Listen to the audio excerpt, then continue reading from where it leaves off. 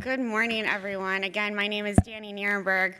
I'm president of Food Tank, and I couldn't be more thrilled to welcome you all to the 4th annual DC Food Tank Summit in partnership with the George Washington University, the World Resources Institute, the National Farmers Union, the National FFA Organization, and the National Young Farmers Coalition, along with our media partners, Grist, Edible DC, and Mother Jones Magazine.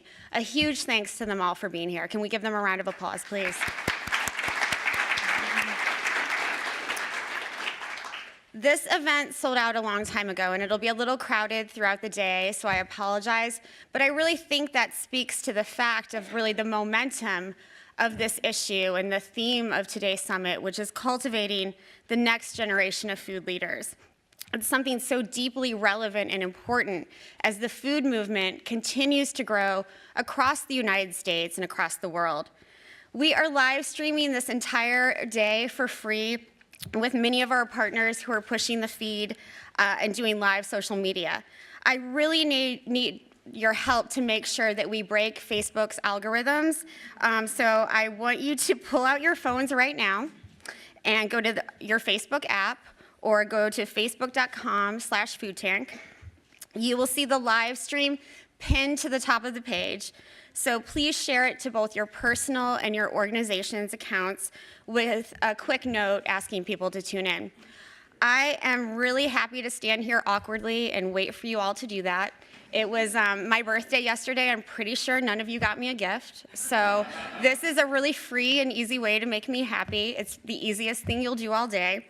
And again, I'm just happy to stare at you while you do it. So I'm gonna vamp a little while you all do that.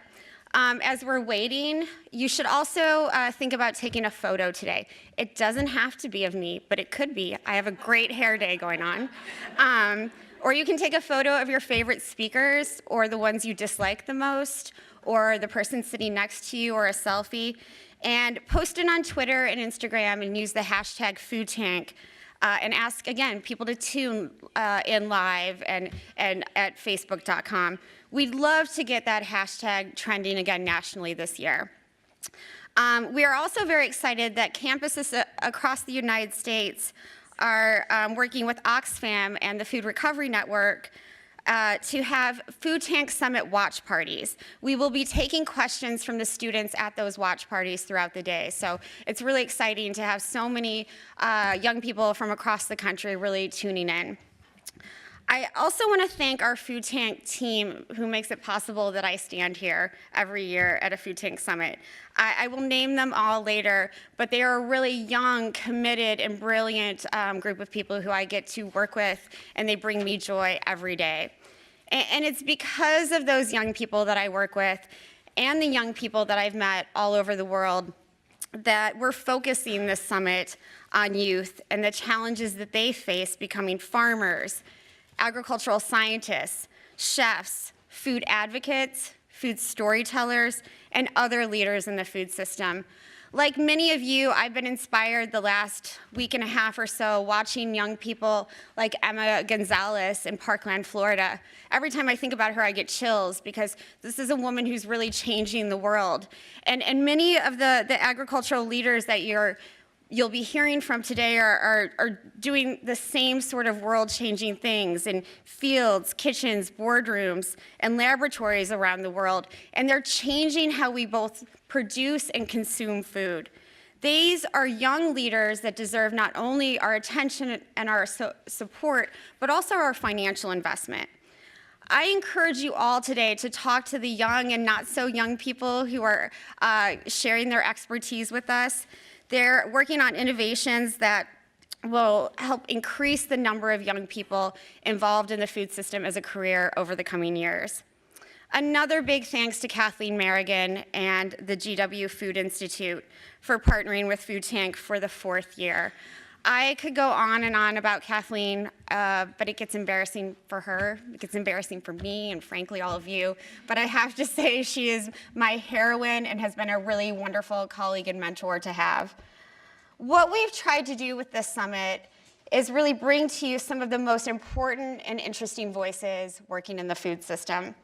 They come from diverse backgrounds and obviously from diverse ages, and all have really exciting ideas about how to make a food system that is economically viable, environmentally sustainable, and socially just, not only for today, but for future generations.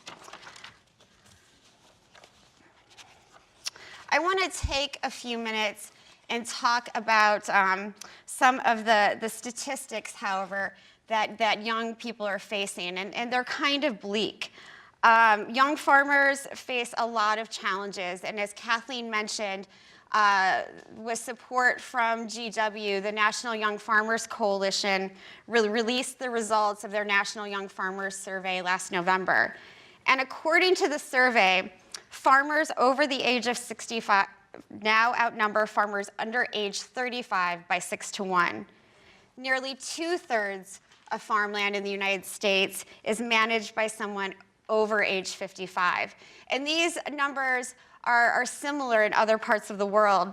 In sub-Saharan Africa, the average age of farmers is 57 years old.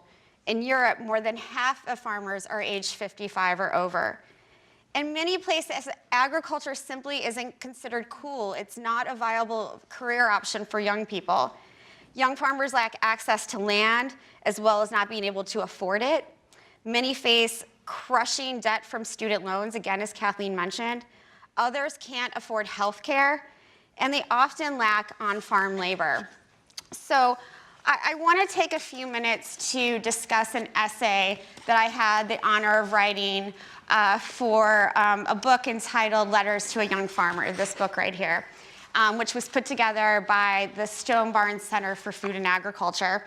And it includes contributions by Shelley Pingree, Congresswoman Shelley Pingree, who you'll hear from later this morning, as well as a number of chefs, farmers, and food advocates like Wendell Berry and Dan Barber. They were all asked to give advice for young people taking on the challenge of farming. And I'm going to read part of my essay because I think it explains not only why I personally care about this issue so much, but also why Food Tank thinks it's important to focus on young people in the food system. So I grew up around farm kids in Defiance, Missouri. We played on their dad's tractors and combines. We ran through cornfields, and cow tipping was a real thing. But I wanted nothing to do with any of it. Farming to me was boring. To be honest, I thought it was dumb. I didn't get it. When I looked at the rows and rows of corn and soybeans in Defiance, all I felt was trapped. As I grew up and became an environmentalist, I even blamed farmers for destroying biodiversity and forests. So I hightailed it out of there, vowing never to look back and certainly never to be involved in farming. I was going to save the world. And like so many idealistic 22-year-olds, I joined the Peace Corps. I was sent to the Dominican Republic, and I ended up meeting a lot of farmers. They changed my whole life.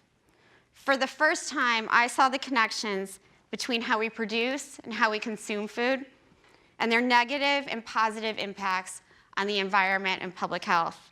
I rode around on the backs of motorcycles with extension agents who introduced me to farmers who were growing traditional crops or shade-grown coffee or raising bees. And I finally got it. How important farming communities were and are to food security and environmental protection. It wasn't an epiphany, but a slow realization that I was the dumb one, not the farmers. The best part of my job now is getting to interview farmers from all over the world and learn about the innovations that they're doing to combat climate change, preserve biodiversity, enrich soils, and produce more nutritious foods. I've spent countless days in fields and on farms scribbling notes as farmers talk about the challenges they face in producing food. My biggest honor in life has been sharing their stories. I know now that there is no more important job than being involved in the food system, and that small farmers produce some 70% of the world's food. Their efforts, along with the millions of other family farmers, are changing the way the world eats. We now understand that farmers are more than just farmers. They're businessmen and women, entrepreneurs and innovators, caretakers of rich cultural traditions, and stewards of the land who deserve to be recognized for the ecosystem services that benefit us all. As they begin their careers in farming, I hope they'll know that there will be people who will diminish what you're doing and think it's not important, but know that eventually those dumb kids from Missouri will grow up and appreciate their efforts to nourish both people and the planet.